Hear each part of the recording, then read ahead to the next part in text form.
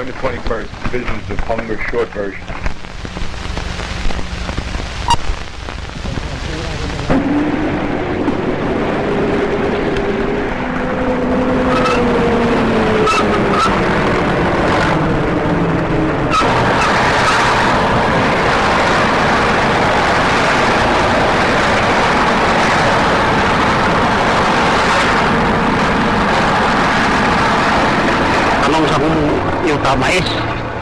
My land was planted before in corn, coconuts, and rice. But 2 days ago, with no warning, these bulldozers showed up. It seems the government owns the land. We have no paper to prove it is mine. So now we have nothing. We have no more source of livelihood. Now a big company will plant pineapples on my land. What company are you referring to?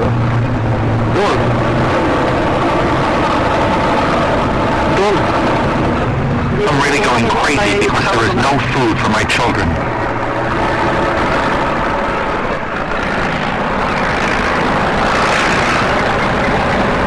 When God created the world, He gave people land to till. And through the land, people are to survive here on earth and live a life that is proper of a human being, that is living a life of dignity. However, if these multinational corporations use the land for pineapple, then we deprive our people of the much needed land. So many thousands of families are going hungry because of the unavailability of land.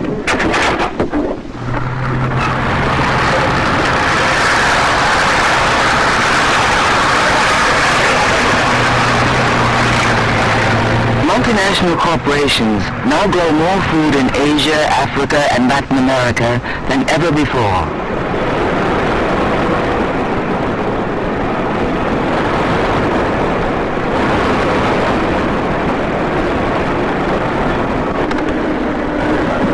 But much of the food is exported, while over 500 million people go hungry.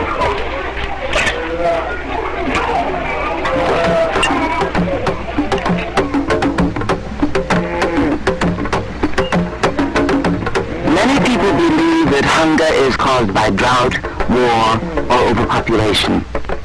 But in the vast Sahel region in West Africa, there is another reason. Peanuts.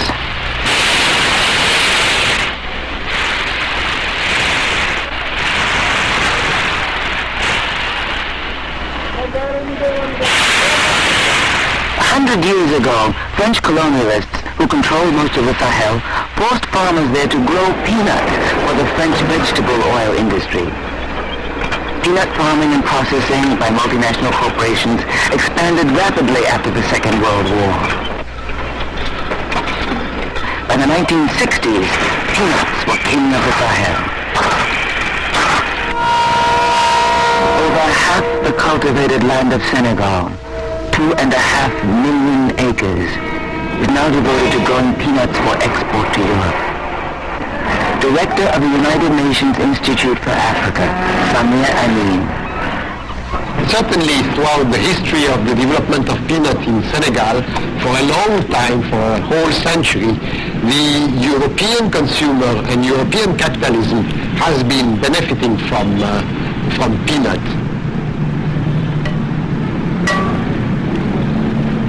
Certainly who suffered from the peanut first and before anybody else is the African peasant himself, who was compelled to work more to produce, in addition to his own subsistence, some peanuts, which were paid at a very low price.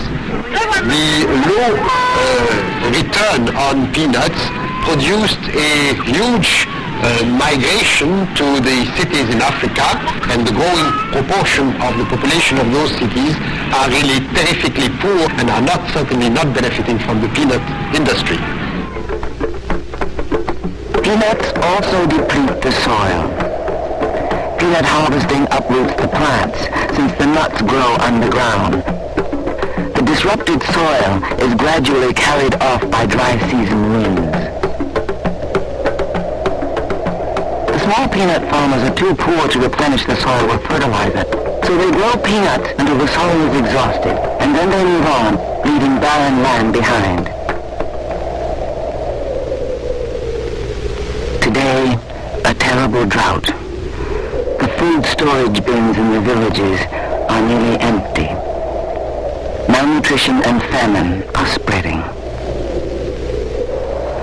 The famine is not due to the drought. The drought has only revealed the seriousness of the situation, has aggravated it.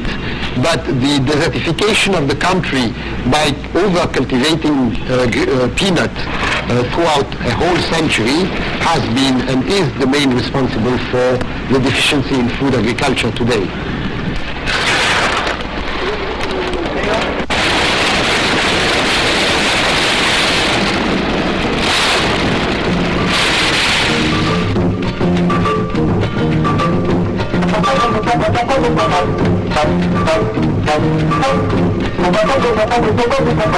The vast estates in southern Brazil grow soybeans, which are processed locally into oil by large American companies such as Cargill, and then exported to Europe and Japan. Food processing, extensive and intensive farming are part of progress, and they are part of a slow, step-by-step, measured progression of agribusiness improvement. This is what every country wants. This is what we are trying to bring to them. The first large-scale soybean farming began in the state of Paraná.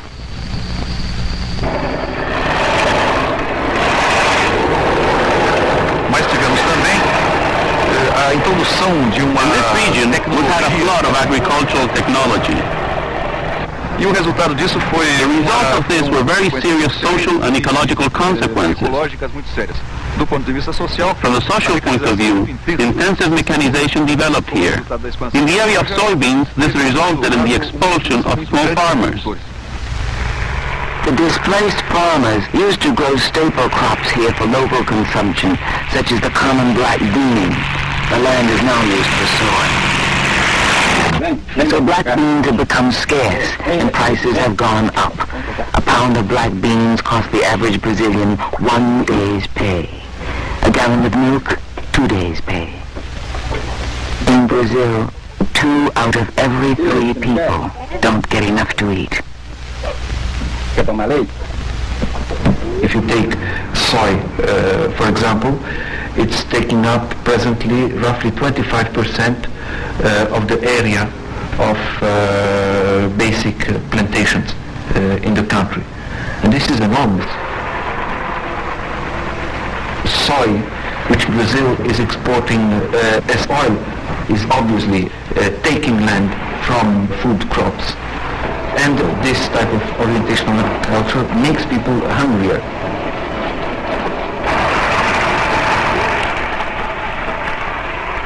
The expansion of food exports from third world countries ironically grew out of an international effort to feed the people in those countries.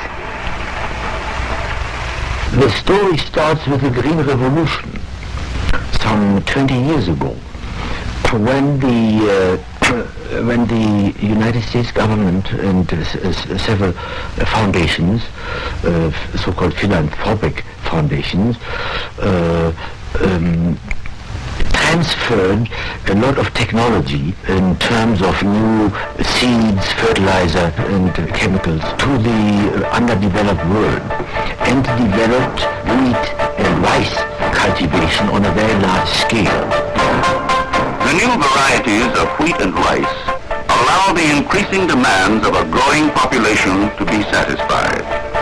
The tools are there, and the battle against hunger can be won. Men of dedication and strong will see to it, because they must see to it.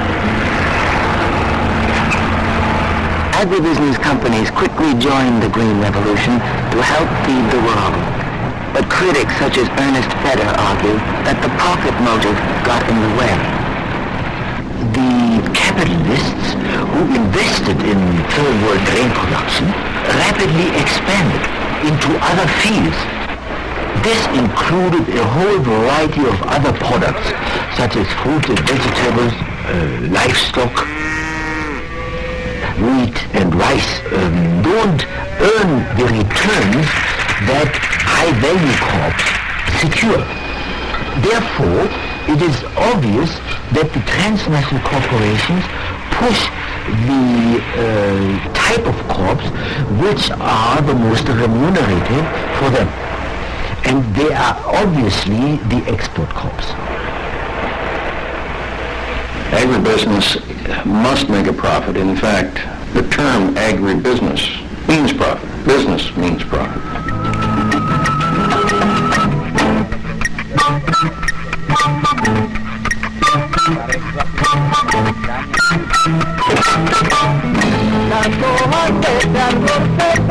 For the past 20 years, Gulf and Western, a U.S. multinational corporation, has grown, processed, and exported sugar from the Dominican Republic.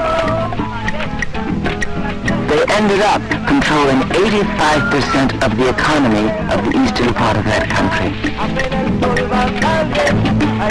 En el este, donde Gulf and Western In Eastern Dominican Republic, where Gulf is based, there should be prosperity. But nevertheless, the statistics show that it's one of the areas with the highest level of malnutrition. Where there are the largest number of children who die at an early age.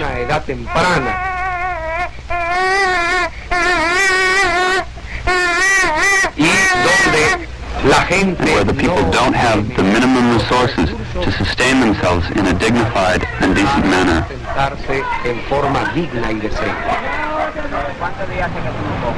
How long has he eaten? About a week. I get food in the streets or leftovers from restaurants, or people give me a peso or half a peso. I am not working, and the government doesn't give me anything for my child.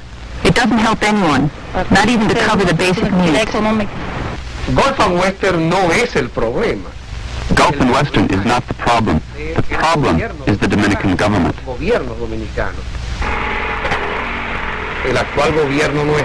Our government, far from preserving our national interests by regulating investments, has opened its arms so that Gulf and Western plunders our country.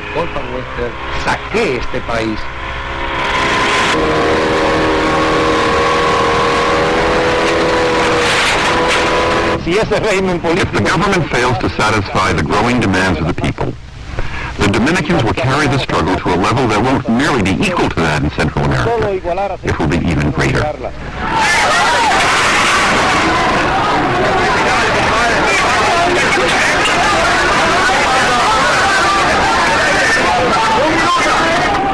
The United States has allowed too often some of its largest multinationals control not only the economy, but the politics, the social structure, the military, everything. Land policy of some of these third world countries. That's one of the reasons we're in the problem we're in Central America. Some of the reasons we've had problems around the world. In the Philippines, the army patrols the countryside to crush rebellious farmers. It is a rebellion caused in part by the bitterness of farmers who have lost their land to multinational corporations.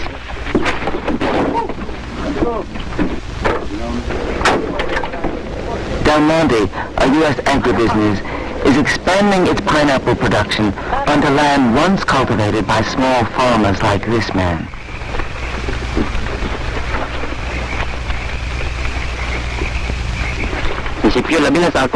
Why should I not be angry? Especially for me who was helping my mother here when Del Monte took away our land. Just because they are rich and they are enjoying their wealth, they still take our land away from us. Anyone would be outraged if their land was taken away like this.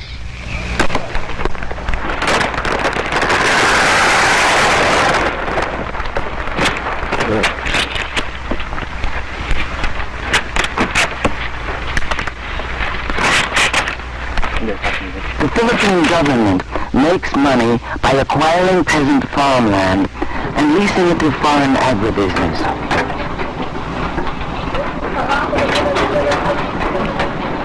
When peasants resist, the government resorts to extreme measures. I sold my land because they asked me to, and I really had no choice. If I didn't sell it, they would keep on coming back to me until I finally gave in and sold out to the company. Now, if a farmer won't sell, they get armed men to try to frighten him off. The farmers left because of fear. Because if they would not sell their land, their lives would be taken. They would be killed.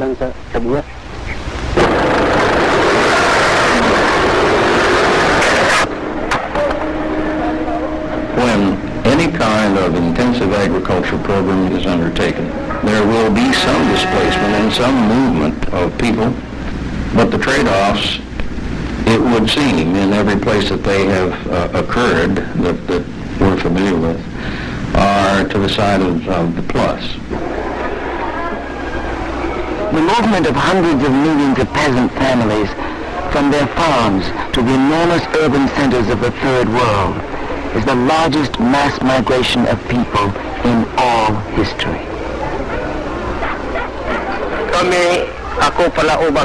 I have always been a farmer. My crops were coffee, coconuts, and cocoa. Now that the company has taken over my land, I am not able to continue planting because the company is going to use it. Since there is really nothing more I can do there, I came here to live in the city. I have no job. My children are really hungry. My only wish is that they can eat at least one meal a day. 3 out of 4 Philippine children under age 5 are malnourished. Yet over half the food grown in the Philippines is exported.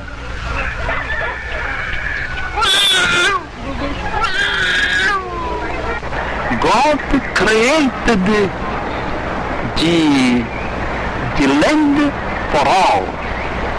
For all, we read in the Bible. When a man is working the land during years to put this man for the surprises of cities, it is a great sin against God and against the human creatures.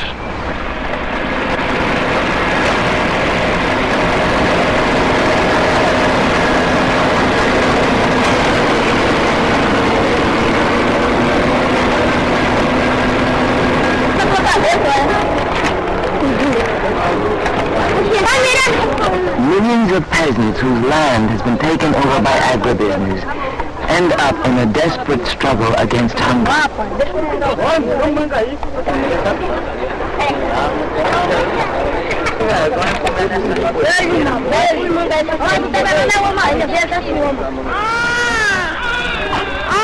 Children are often the first victims of a society where a higher priority is placed on exporting food than on feeding local people first.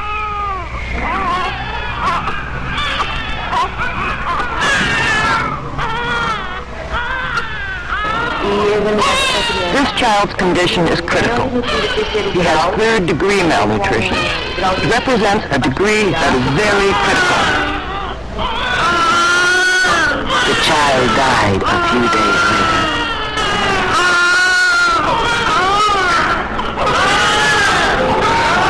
I have the firm conviction that if we don't modify the economic policy of our country in a way to improve things, to give more attention to the internal necessities of the people here, then we will bring our country to an even bigger internal crisis.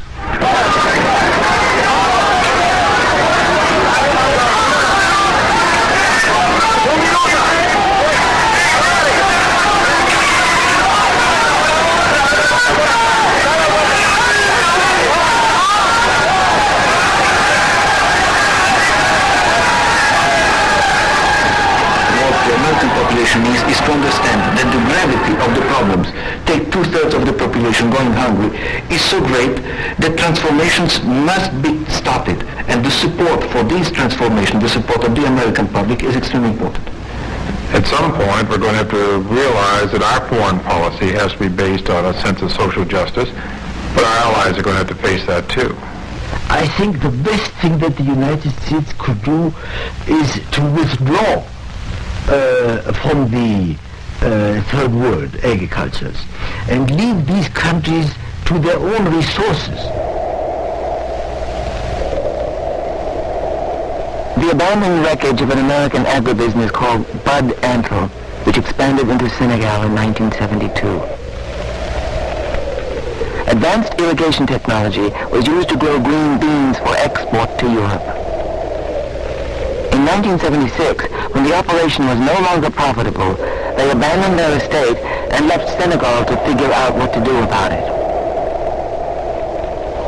It is possible that in the beginning this would present for the third world grave problems. But on the other side, it would be an extremely important challenge to organize their production, their processing, and their nutrition for themselves. In the past few years, local farmers have taken over what had been the Bud Antle estate. They have formed a cooperative for growing and selling their crops.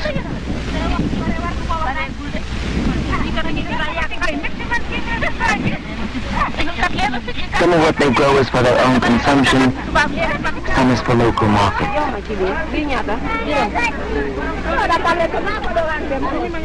You cannot continue to promote a development that has foreign roots. You have to base development on local forces. What I think is that you have to turn things over, start from local necessities like the developed countries have made, respond to the local necessities, and then organize your exports, organize your foreign relations according to the logic of your surplus and not to the logic of what is being needed in northern countries. These farm laborers in northwest Mexico don't work for a foreign agribusiness. They own the land they work on. 5,000 landless peasants fought for and took over 50,000 acres of idle farmland here.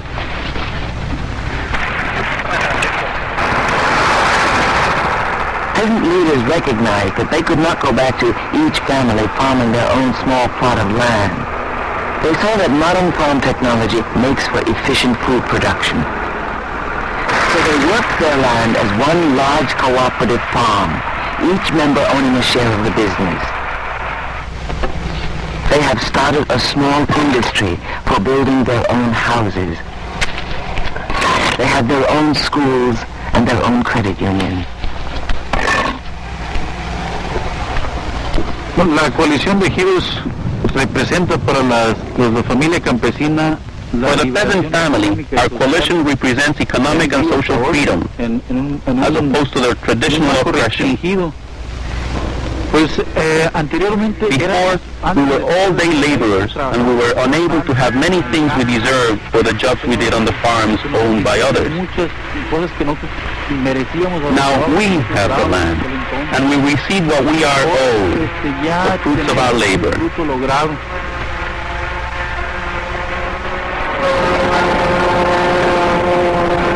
The sooner we let these third world countries work out their own problems, the better it will be for these countries and even for the industrial countries.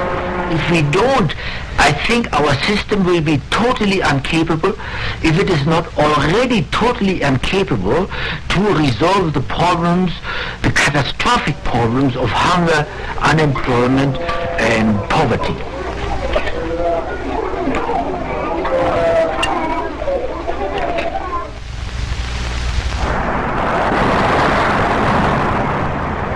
In Columbus, Ohio, people at a food cooperative are alerting their community to the problems of hunger in the third world.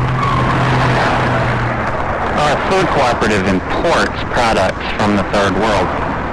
Products like dried pineapple, dried banana chips, And as we have learned more about the food distributions in the world, we've learned that many of these products are brought into the United States from countries that experience significant malnutrition.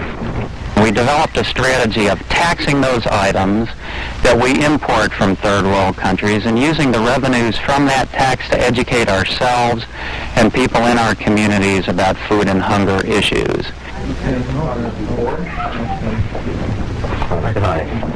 Groups such as this Bread for the World chapter in Memphis, Tennessee, are lobbying members of Congress to change U.S. policy toward the developing world.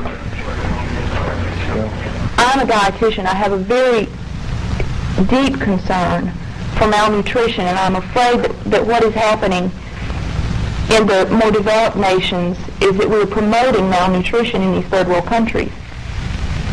We are expecting the people in America to express also their faith to really help us by putting pressure on these multinational corporations. I think that is one way of expressing also our faith, putting pressure on these multinational corporations. We can make a difference in overcoming hunger in Asia, Africa, and Latin America. We can demand that U.S. government and business policies in the third world give priority to feeding local people first. We can support movements by peasants to own their own land and grow their own food. In these ways, our brothers and sisters in the third world will have enough to eat and have a future for themselves and their children. My only wish is that my children can eat at least one meal a day.